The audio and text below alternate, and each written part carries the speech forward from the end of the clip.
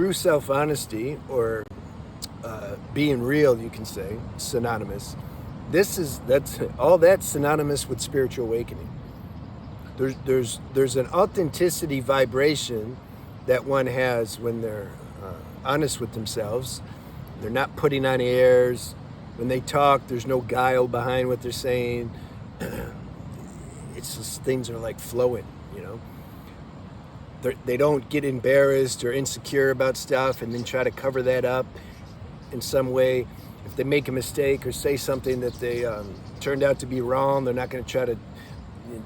They're not taken over by this natural reflex that the ego has to try to cover their tracks. It's just something's like, hey man, like I'm in this human construct self. This is what's going down. I'm like not perfect, and so why should I feel bad when I do something that's not perfect? Like you can't, like they can't. In fact, I like these people. They're really good with self-deprecating humor a lot. Almost like they want to make a mistake so they can see the mainstream ego consciousness kind of made a mistake, and then they're going to exaggerate their mistake. I would do that.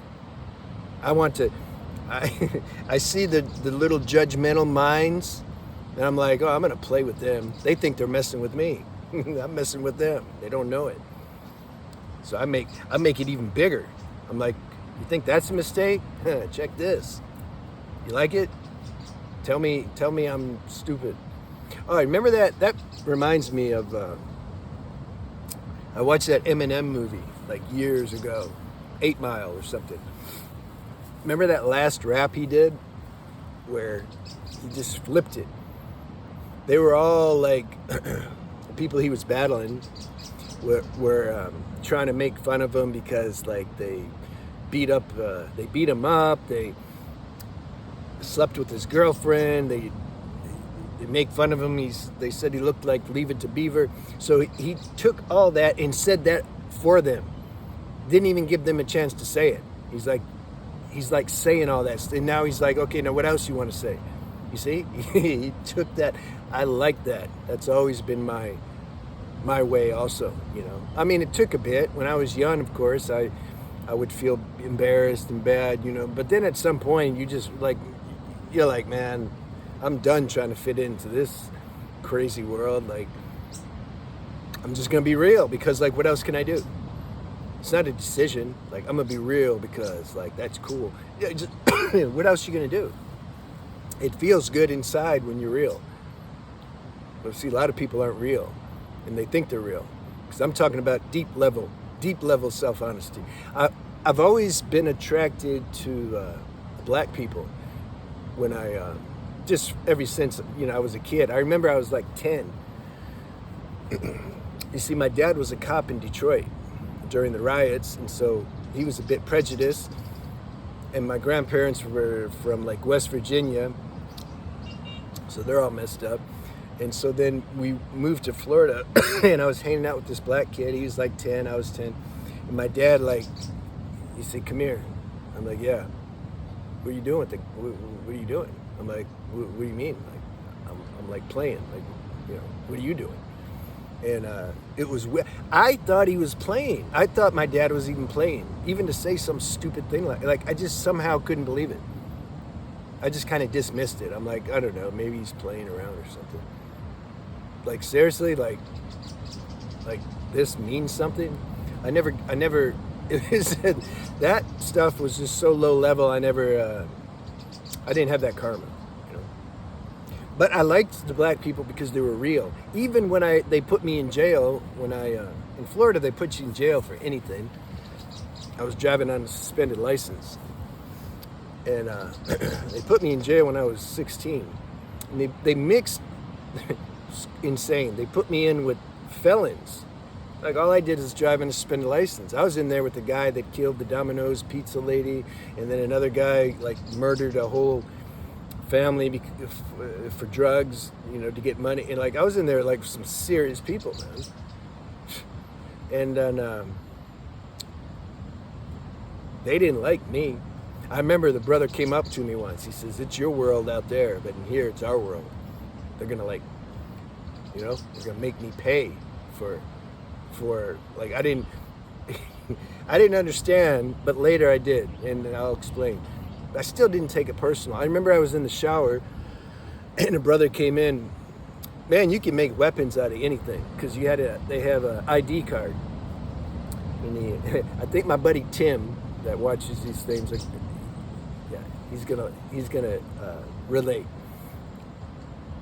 So the brother like shaved the corner of this inmate card, and then I came in the shower, and he's holding this card, and he's like, hey cracker, you gotta pay me for protection. I said, from who? He said, from me, mother. And I laughed. That sounded funny. Like, you got to pay me for protection. From who? From me. So I did. I laughed. I thought that was cool. And then he took that corner of the inmate card and like cut my chest. I might still have a scar. I had a scar for a long time. And I'm like, okay. And then he walked out.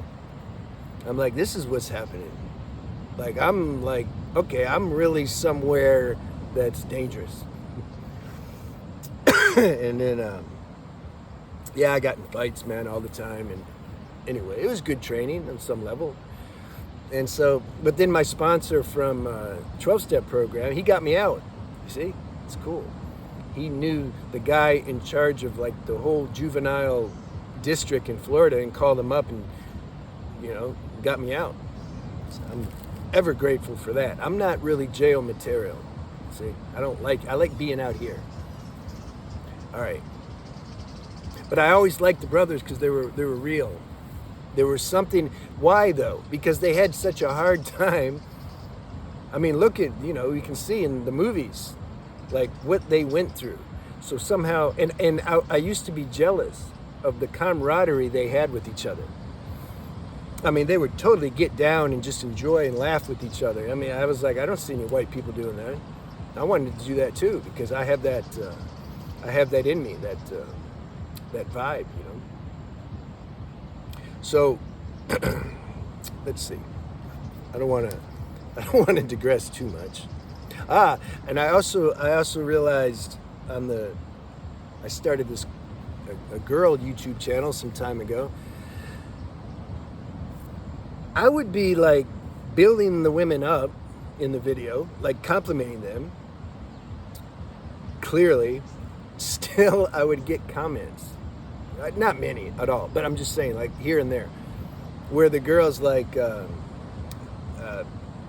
mad at me, like saying some derogatory comment to me, and I'm like, where's that coming from?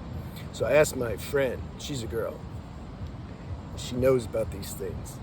I told her the situation. She says, look, man, it's because you're a white man. You're a white man trying to the way they perceive it is another white man that's trying to show the way, you see? I'm like, oh yeah, that is what it is actually. So, yeah, later in life I realized, I wonder if I'm going off the topic too much. Oh no, this is on topic, just be real.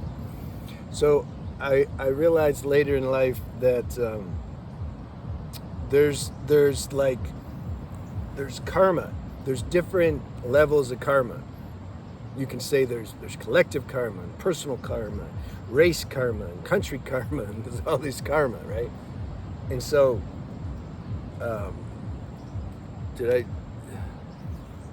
yeah, this is why the situation's like that.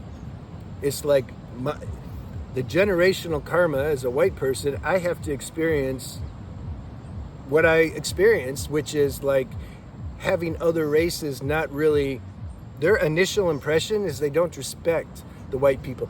Look, I'm generalizing. There's some people beyond race and beyond, and you just read energy directly. Okay, so yeah, I know. I'm saying though, growing up, I realized this stuff. I'm like, black people, Hispanic, Mexican, like there's this thing, this unspoken thing. I could feel it, remember? Because we can read energy. And I could feel there's something that's like they don't trust you. So then I started, because I hated history classes in school, so I didn't learn about anything. I didn't realize what happened. I learn best when I'm with somebody and I just ask questions. I think Socrates learned like that too. That's my favorite way to learn. Just let me have my questions that are important to me. I'm going to ask somebody that knows, and then you tell me direct. I don't want to sit in school and read a book about, like, who cares? But then I learned, I'm like, damn, the West, Americans, and England, you know, Europeans, like, man, we did a lot of damage to, like, everybody. And so then I understood. I'm like, yeah, okay, this is karma. And the same with the girls. I mean, like, yeah, white devil. Wasn't there a song about that? I can understand that. White devil, black Jesus. I like that. All right. Yeah. So I used to hate fake people. I would want to torture them. I always just didn't like it at all. And then the opposite side of the coin, I'd really like the real people. You see, there wasn't balance. But the fake people, I did not like them at all. And I would try to call them out. I'm like, you're being fake. Why are you doing that? They're like, no, I said, no, you're not. You're like super fake. And then I realized, and it seems like forever, to realize they don't mean to do it. They don't, because I would try to explain to them in a situation like, don't you see how clear this is? Like, how do you not see this? And then they would just kind of talk about another subject or something. I'm like, no, focus on this. You're escaping what I'm trying to point out. I really want to know, how can you dismiss what I'm saying? Oh, you think too much. You see, they find these ways to get around it.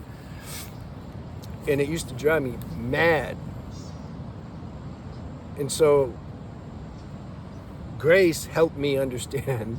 I don't remember when, because that's when grace does something for you, you can't remember. You don't even know it happens sometimes. I had a vision once where I saw Yogananda in the sky when I was at the SRF ashram. I didn't even think about it until like a month later. I'm like, whoa, I stepped out. I had a vision. So I realized at some point, these people can't help it. They can't help it. Like, they can't help it. It's like having a dog. I was telling a brother I was doing a consult with, because he had this issue. Everybody does. Anybody that can jive with the frequency on this channel, like, you're going to relate to what I'm saying. So it'd be like if you have a dog and you just get mad at him because, like, you say hi to the dog and you just want him to say hi back. You're like, dude, it's so easy, man. Just hi. That's all I'm asking you to say. Just say hi. Like, why don't you say hi? Yeah, they can't. They can't say hi. Okay, so the collective majority, mainstream, they can't be real. They don't have that level of self-honesty. It's not there. So when I had that realization, then I had compassion for them. I was like, doesn't mean I want to hang out with them and be with them. Like, what are we going to do? There's the different levels of consciousness. Like, we can't really connect. But I had compassion then. That soreness I had in my heart and resentment, it's like went away. Now maybe it'll come up again sometimes because we're human and things get stored and there can be a natural reflex. Oh no, I'm not spiritual. No, it's just, you know, like we gotta recognize these things. And I like St. Francis' prayer. I know I've shared about it, but love instead of be loved. Oh, understand rather than be understood. Man, that hit me hard when I first read that prayer, because I'm like, oh, I can't do that. No, with mind power, you can't do anything. Not when it comes to this, what we're talking about here. You need a shift in consciousness. You need some kind of psychic change in the way you look at things. A shift in perception. Only grace can do that. And then I can say today, I'm much better at that, understanding rather than being understood. And I have no idea how. Of course I know, grace, but I'm just saying, you can't go to classes and learn techniques to do that. Grace has to help us do that. All right, hope you got something from that video. I'll see you. Be real.